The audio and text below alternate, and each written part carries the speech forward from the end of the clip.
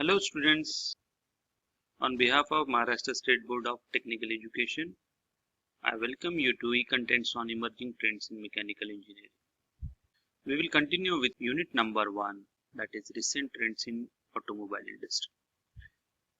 I am Professor Sachin Patel, working as lecturer in Mechanical Engineering Department of MITS MIT Polytechnic, Kothurud, Pune. As you know, the course outcome of this unit is identify different new systems available in automobiles. On your screen, you can see the concept map of UO2. List different batteries used in electrical vehicles. For better understanding and simplicity, unit outcome number 2. List different batteries used in electric vehicles is split into 3 parts. In this video, we are going to see classification of batteries used in electric vehicles. The key takeaway of this video will be you will come to know battery basics and different batteries used in electric vehicles as well as fuel cells. Let us have a look at some basics of batteries.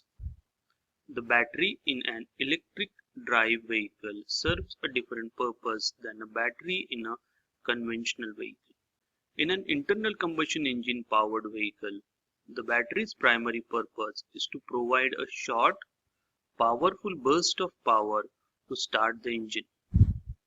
This type of battery is typically called a starting battery. In electric drive vehicles, however, the battery provides continuous current to power electric motors for a long period of time.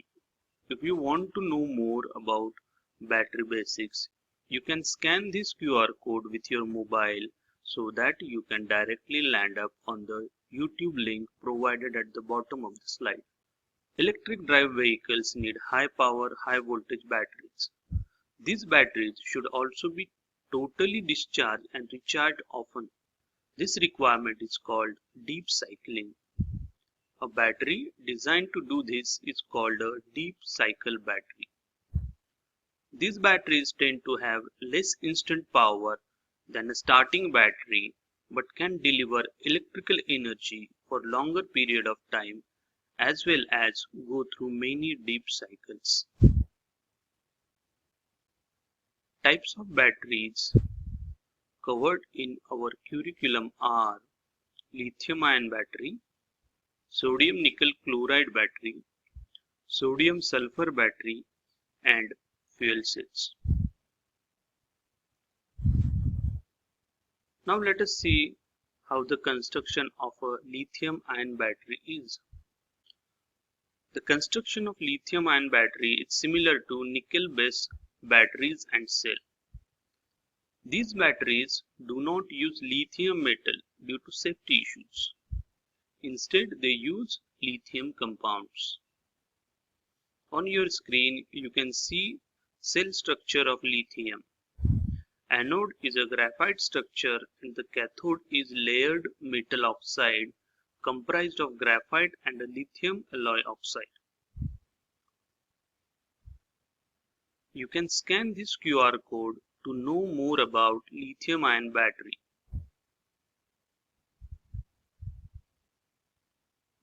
Now let us have a look at working and specification of lithium-ion battery.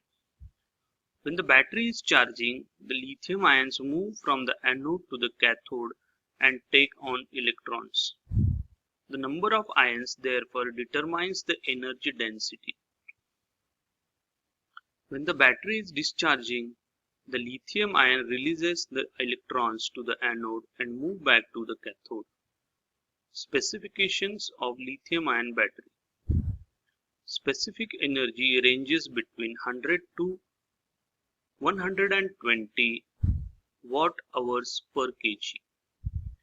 Energy density ranges between 200 to 250 watt-hours per liter, whereas maximum power is 200 watts per kg. Charging time is approximately 4 hours. Second battery in our curriculum is sodium nickel chloride battery. It was developed in 1985 by Zebra, that is the Zeolite Battery Research Africa project. In this battery, electrolyte is solid molten salt and it is inactive at ambient temperature. This battery can be stored indefinitely, that is more than 50 years, yet it can provide full power in an instant when required. This battery is also known as thermal battery, sodium metal halide battery, molten salt battery, Zebra battery. You can know more about sodium nickel chloride battery by scanning this QR code with your mobile. Moving ahead with the same sodium nickel chloride battery. In this battery, sodium metal serves the purpose of anode, whereas nickel chloride or ferrous chloride works as cathode. A ceramic sodium beta alumina electrolyte, that is sodium ion conductor, is used to separate the two terminals, anode and cathode. A secondary electrolyte of liquid NaAlCl4, that is sodium tetrachloroaluminate, is used in the transportation of the sodium ions to the positive electrode. This cell operates at around 300 degrees Celsius in order to benefit from higher diffusivity among solid reactants in the cathode and higher conductivity of the solid electrolyte.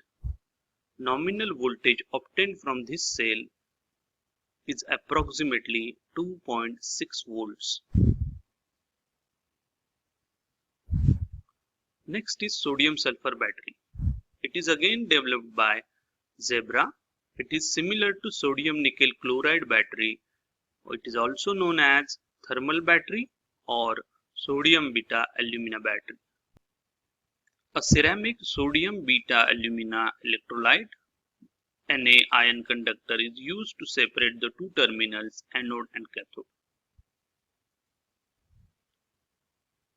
Construction of sodium sulfur battery. The cell operates at around 300 degrees Celsius in order to benefit from higher diffusivity among solid reactants in the cathode and higher conductivity of the solid electrolyte. Nominal voltage obtained from a cell is approximately 2 volts. Specific energy of this kind of battery ranges between 200 to 250 watts hours per kg, which is comparable with lithium ion battery. Life cycle is approximately 4500 cycles and life of this battery is approximately 15 to 20 years. Now we will have a look at fuel cell.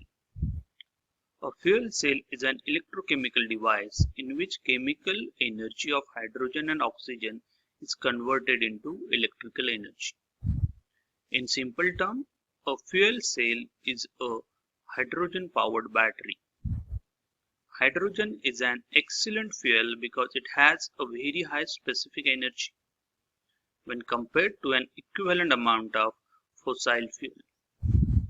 1 kg of hydrogen has 3 times the energy content as 1 kg of gasoline, that is petrol. The chemical reaction in a fuel cell is the opposite of electrolysis. As you all know, electrolysis is the process in which electrical current is passed through water in order to break it into its components, that is hydrogen and oxygen. The reaction in fuel cell is opposite of electrolysis.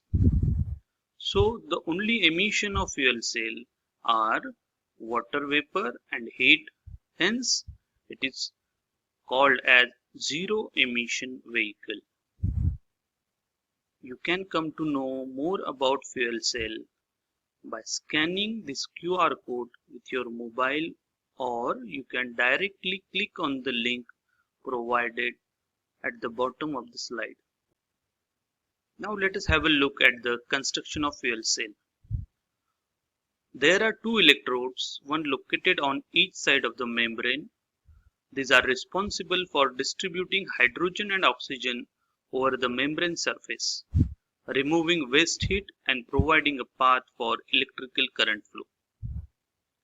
Membrane is coated on both sides with a catalyst such as platinum or palladium. The negative electrode, that is anode, has hydrogen gas directed to it, while oxygen is sent to the positive electrode, that is cathode. Working of fuel cell.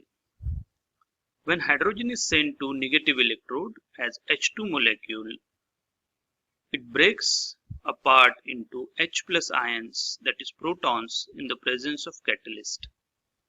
The electrons from the hydrogen atoms are sent through the external circuit, generating electricity that can be utilized to perform work. These same electrons are then sent to the positive electrode, where they rejoin the H plus ions that have passed through the membrane and have reacted with oxygen in the presence of the catalyst. This creates water and waste heat, which are the only emissions from a fuel cell. Types of fuel cell are PAFC, PEM, MCFC, and SOFC. In this video, we have seen types of batteries and fuel cell. You can test your knowledge on this video by going through this quiz. Same questions are available in assessment sheet. Thank you very much and happy learning.